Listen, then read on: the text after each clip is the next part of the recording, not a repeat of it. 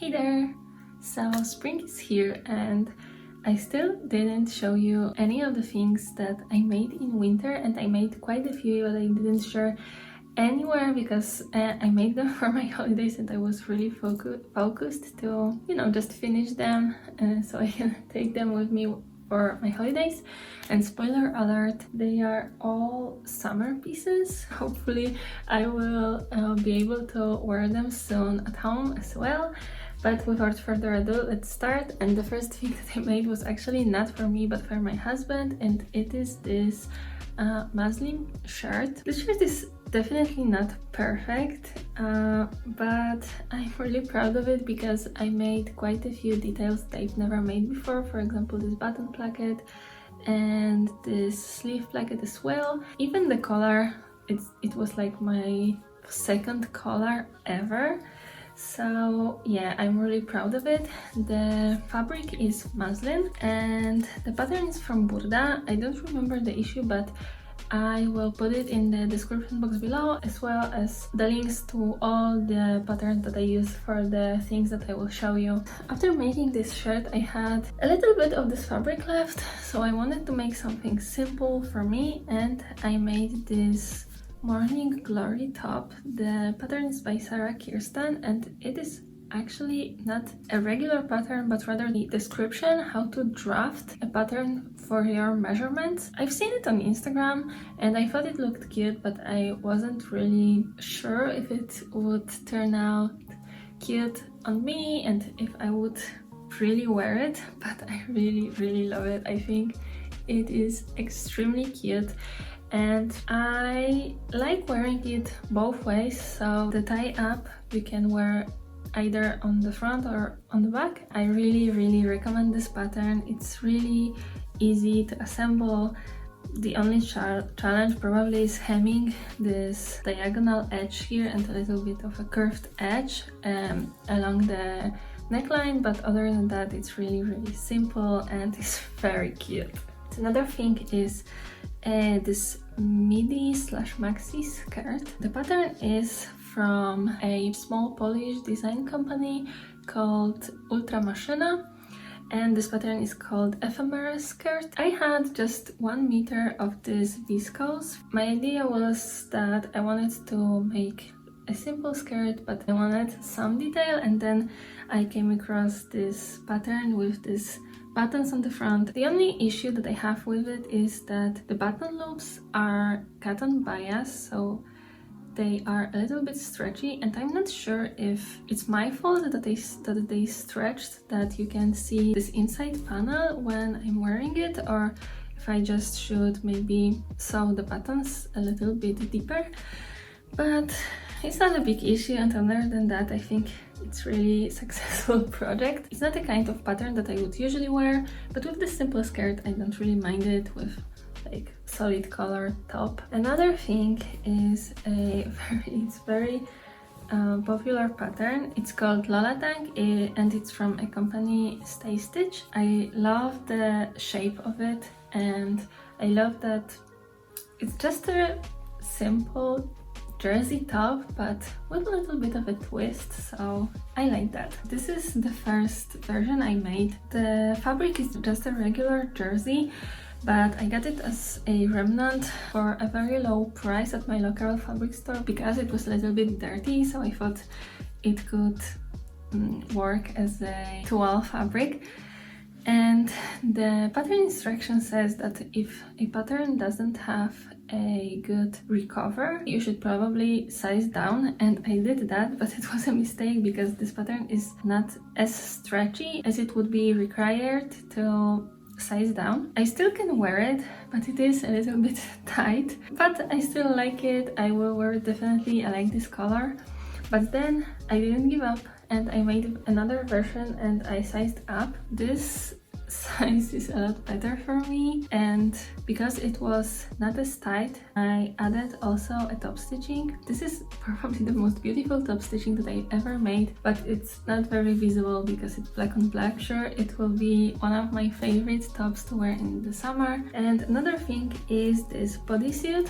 It's just a simple jersey bodysuit. This pattern I got on Etsy, but I will not link it in the description, or I will not tell you who the designer was, because I don't really like it. I don't think it's a good pattern. It's actually a swimsuit pattern, so the fact that it doesn't fit me that well may be because it's just not the right fabric. But also the instructions were terrible. They were so sparse that honestly I don't think they were usable. To make it not fall off of my shoulder, I added this tie at the top. I will still wear it. I like that I can show off my back tattoo in it, but I'm not sure if I will use it again in the future. I will see, but probably not. And then another thing is this maxi dress. The pattern is called Una dress and it's by Vicky Sauce. And the minute I saw this pattern, I knew I had to make it. I thought it was really my style, and I made it from this linen cotton blend. When I made it, I wasn't sure if it really suits me that well.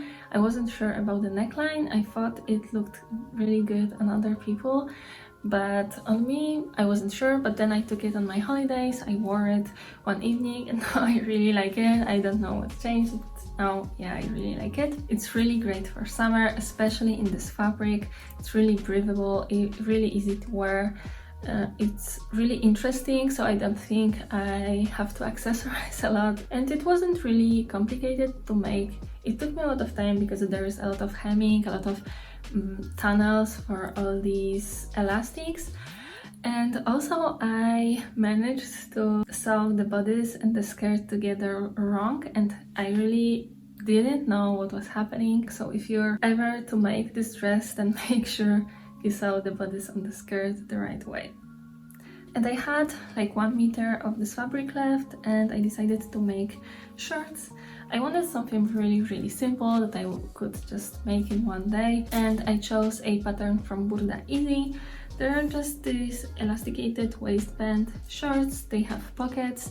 They also have this crease at the front, but I couldn't be bothered to press it right now. They're really comfy and they're really a good piece to have on holidays. And the last thing I made is this crossbody bag. The pattern for this bag is by Top Stitch Studio, and it's called the Essential Clutch. And the pattern is free when you subscribe to their newsletter. It doesn't have this strap actually, but it's not really a complicated thing to add to this pattern, and I got inspired by Steph from the channel Steph Time. I will link her video in the description as well. I thought it was a really good idea. I was really in need of a bag like this that also doesn't take a lot of place in my suitcase. It is lined, and I also inspired by Steph added a phone pocket. I think you can add a lot to this pattern, like inside pockets, outside pockets, a strap like me. And I also decided to make this strap adjustable. It was the first time that I made it. I had to check on YouTube how to make it, but it's really not complicated, and I was really proud because the hardware for it I used from an old backpack. And the last thing I made is actually the top I'm wearing. This top was self-drafted. It's just like a regular t-shirt that I drafted from the instructions I got when I attended a sewing course like 3 years ago probably. This fabric is rib knit and it's very busy, so I wanted to make something simple, so I wanted a little like baby tee. I planned to make it a lot more cropped, but then I thought that maybe it could be a nice shirt for me to wear, for example, when I have to go to the office or somewhere when I just don't want to show my belly. But yeah, what can I say about it? It's a really simple shirt, and what makes it interesting is just the fabric, so